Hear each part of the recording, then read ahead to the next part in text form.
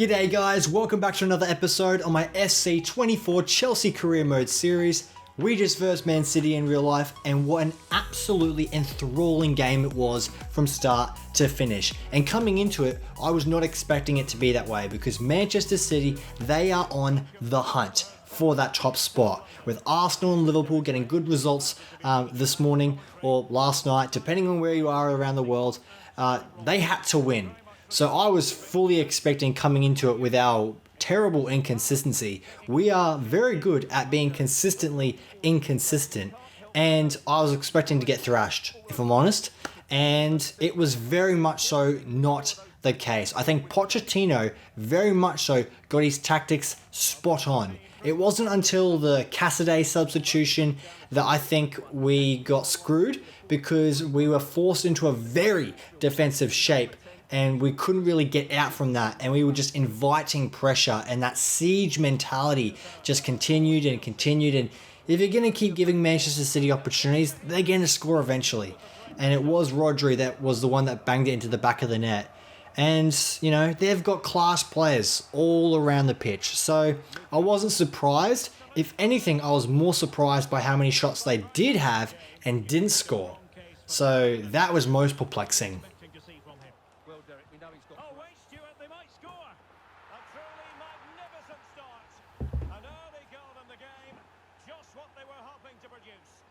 But since I spoke to you guys last in this very spot, lots has happened. We obviously had that amazing game in the FA Cup against Aston Villa away from home, where we had that stupendous goal from the free kick from Enzo Fernandez. I reacted to it on my Twitter or X, whatever we're calling it. So if you haven't already, make sure you're following me there for instant reactions and all that kind of stuff and exclusives there. So that was a great turnaround from what was a severely disappointing result at home against Wolves, where I was, again, on the brink of becoming a Poch out person, so to speak. But then that FA Cup game, again, changed the feeling within the fan base and things started to get positive. So then we moved to Selhurst Park against a very depleted Crystal Palace side and Roy Hodgkinson, who's been under huge pressure. Even though I don't think it's all necessarily his fault, I think they have been quite unlucky with injuries and with results this season. So I think Crystal Palace will end up being safe, whether it's under Hodgkinson or not.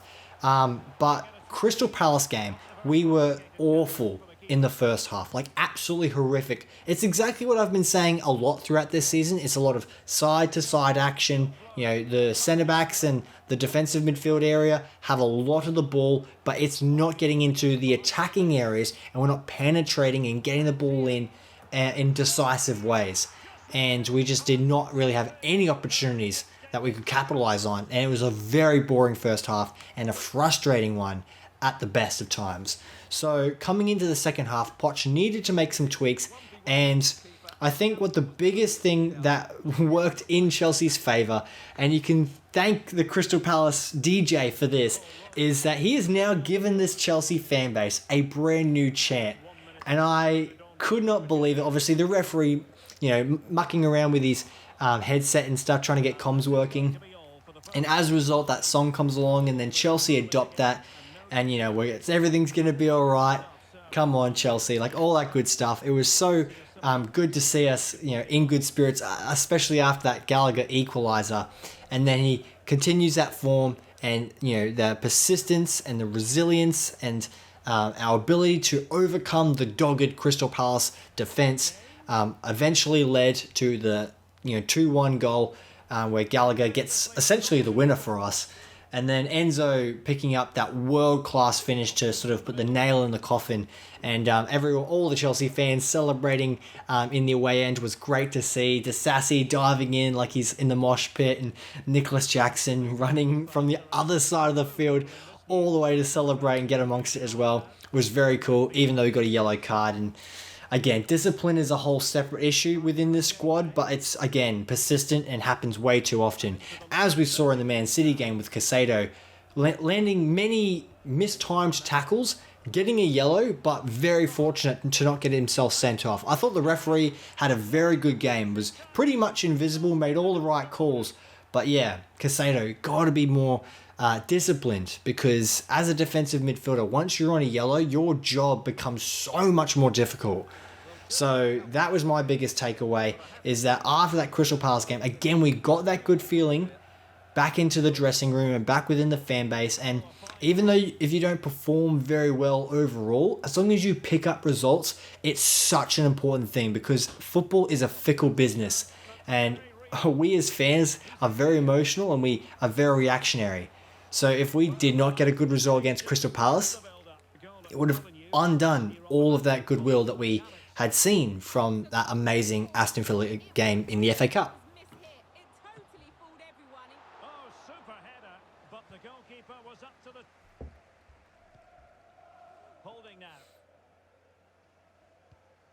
Now, coming away from the Man City game, I'm really intrigued to see how it affects us moving into the cup final at Wembley against Liverpool. I still do not expect us to win that game, but I think it again proves that we are capable of competing with the very best. It's just we have to turn up on the day, and Pochettino has to get the tactics right. And it was so obvious that in that Liverpool game that everyone was half asleep and nothing went our way. So when we go to a neutral venue, I think that gives us an advantage in that sense. But in terms of the galvanised Liverpool side that is under Klopp, I'm not expecting to be able to pull off something there. If we do, it'll be one of the great accomplishments of recent Chelsea memory, just given all the context of what's been happening around us.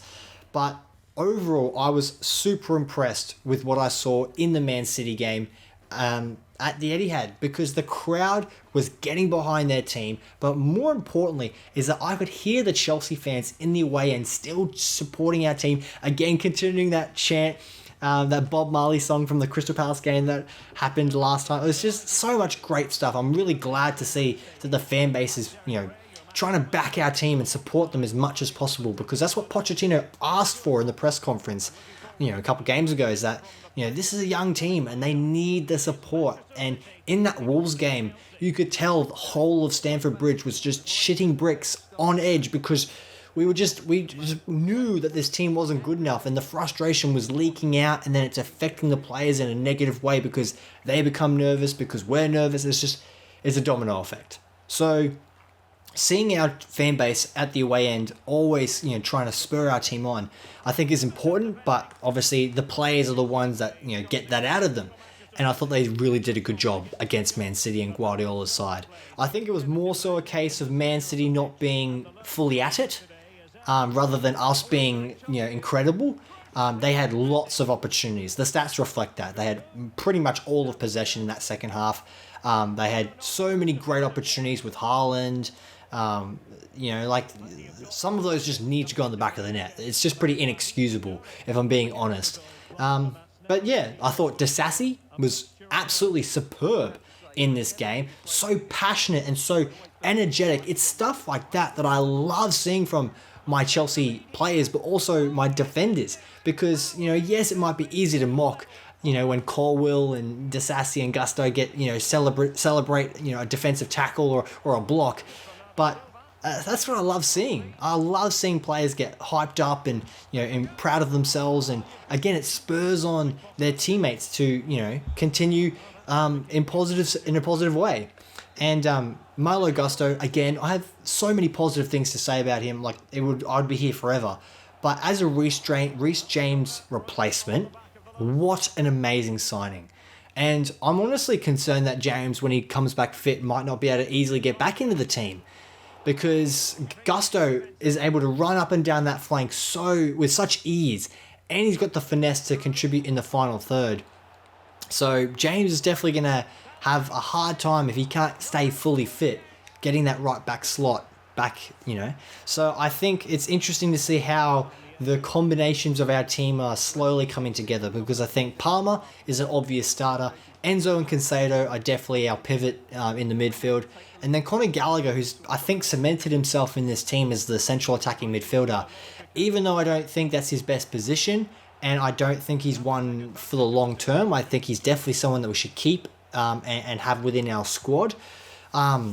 But I think the Pochettino is slowly starting to figure out who's performing for him and who's his best players and his best style of play and his formation, all that good stuff.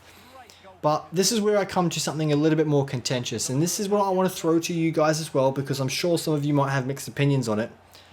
Raheem Sterling, the goal scorer, but in my opinion, I think it was another very poor performance by him. The goal itself, I think, was extremely fortunate. Again, great build-up play, getting it in behind from Palmer, and then Jackson playing a square ball into the box. And Sterling, terrible first touch, gets himself into trouble on his left foot. And then he's extremely lucky that Kyle Walker completely overruns it, misses the mark, and allows him to cut back onto the right foot. So again, I think it was a sense of fortune for Sterling, because Walker should have done better with that. But then he's able to sort of dink it past Edison into the back of the net. And I was absolutely ecstatic when it went in. But it was more so disbelief, because it was like, I can't believe, we're ahead at the Etihad, but also it's Sterling who pisses me off to no end. And I think he's one of those players that is established in the Premier League. He's experienced. He's one of the sort of, not leaders, so to speak, but he's one of those players that should be showing the rest of this young team how it's done. And he has not done that consistently throughout this season. And I have to be honest, I said this before, but Sterling at Manchester City, I used to make fun of him constantly. I used to always banter on him. There's terribly missed chances that he had, and the mistakes that he made, and all this. Like, there's so much about Sterling at City that was easy pickings. It was easy to make fun of. So when he got picked up under Thomas Tuchel, with the new ownership, I was instantly like, shit, all right, well, this is not someone I would have personally liked at the club, but, he's a Chelsea player now. Now he has to prove me wrong and prove to me that he is, the great player that many City players think that he was.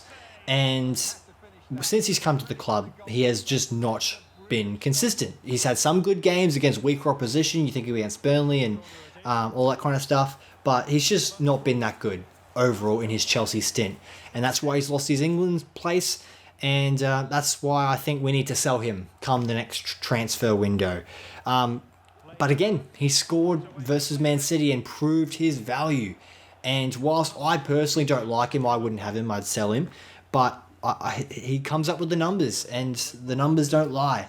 And he is getting goals in decisive moments. So Pochettino will probably look at that and be like, maybe he's worth keeping around. But he's on huge money, like in terms of wages. He came into the Chelsea team and got given a contract before the ownership had fully commit to that new wage structure, where they basically got rid of all the dead wood that was on huge money, and now has brought in all these new young players on lesser money, with that progressive 7-8 year contracts with their wage structure. So Sterling, with the ownership, I'm not sure what their relationship is. I have no idea if Pochettino is going to consider him for the long term. But me personally, I'm fed up with Sterling. I just cannot continue to see him in this side and just put out dog shit performances, regardless of the goal that he scored against Man City, because obviously it was a huge moment for us, and very much so needed. But the other thing that I wanted to say was, I think, like I said earlier, actually, is that the luck that we had in this game was very much so to our advantage, and to come away from the Etihad only having a draw, like in any other context, I'd take that. But to be able to perform in the way that we did was, really solid. And it fills me with a lot of confidence. And I know some people will think, we should have got the 3 points because, we performed so well. Man City were having an off day. You've got to capitalize on your opportunities, especially if you want to be climbing up the table. And I'm sure some people online will again agree with me with what I said about Cassidy and the tactics and the defensive setup, and blame Pochettino for that. But they'll also might maybe blame the addition to Trevor Chalobah back into the team and creating that 5 at the back system. I actually don't think that change itself was a mistake. Chalobah coming on with his height, defensive knowledge, but more so his presence for set pieces and defending them, because lots of balls were going to be coming into the box. I think the Chalobah substitution was actually very wise from Pochettino and was needed given the context of the game. It was only until that Cassidy change where we then basically were just sitting so deep where we couldn't do anything up forward, where we probably needed someone like a Mudryk or a Madueke to be making those direct runs with Nkunku to maybe launch a counter-attack and score that decisive second goal and win us that game. But we didn't. And overall, I would say that it's promising and fills us with confidence moving into the cup final against Liverpool. I really have no idea what to expect, and it's one of those things with our Premier League season, like getting European football is going to be so difficult, and I feel like our season has definitely come to a lackluster conclusion. Still plenty of football to be played, obviously, but I'm very curious to see how it all unfolds.